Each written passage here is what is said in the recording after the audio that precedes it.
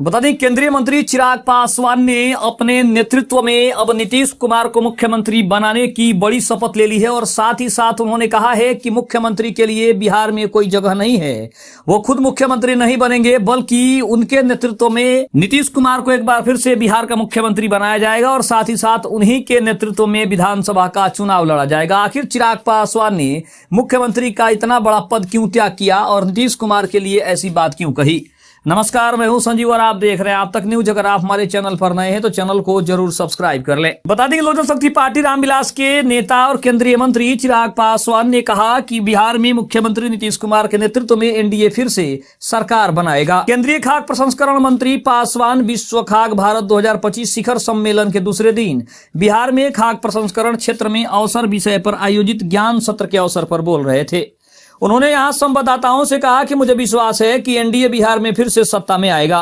हम नीतीश कुमार के नेतृत्व में बिहार में विधानसभा का चुनाव लड़ रहे हैं। उनके नेतृत्व में ही राज्य अगले 5 साल तक विकास के पथ पर आगे बढ़ता रहेगा। पासवान ने कहा कि प्रधानमंत्री नरेंद्र मोदी के नेतृत्व में केंद्र सरकार बिहार के विकास के लिए पूरी तरीके से प्रतिबद्ध है और चाहे वो केंद्र हो या फिर राज्य सरकार हो, सभी मिलकर एक साथ काम करना चाहते हैं। दूसरी तरफ चिराग पासवान का यह भी कहना था कि नीतीश कुमार ही उनके सर्वमान्य नेता हैं और नीतीश कुमार के नेतृत्व में ही वो चुनाव लड़ेंगे। इसमें कोई दो राय नहीं है कि नीतीश कुमार के लिए उनके मन में ना ही कोई विभेद है या फिर ना ही वो नीतीश कुमार को कहीं ना कहीं गिराने की सोच रहे हैं। 2020 के चुनाव के बारे में जब उनसे पूछा गया तो उन्होंने कहा कि 2020 का चुनाव उनके जीवन का वो कुछ ऐसा क्षण था, कुछ ऐसा पल था जो कि बिना सोचे समझे उन्होंने इतना बड़ा फैसला लिया था और उसका नुकसान भी उठाना पड़ा था। हालांकि चिराग पासवान ने यह भी इशारा किया कि 2020 के चुनाव लड़ने से जो भी गलतियां थी उसमें सुधार करने का एक अवसर मिला और उसी सुधार को देखते हुए अब 2025 के विधानसभा चुनाव में पार्टी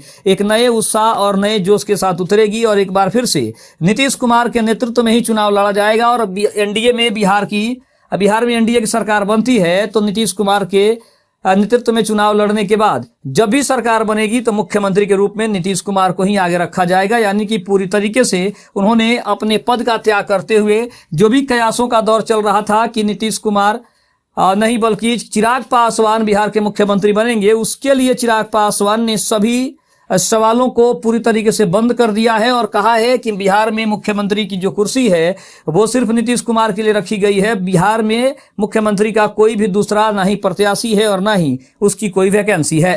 खबर कैसी लगी कमेंट में जरूर बताइएगा। तब तक के लिए धन्यवाद। जय हिंद, जय भारत।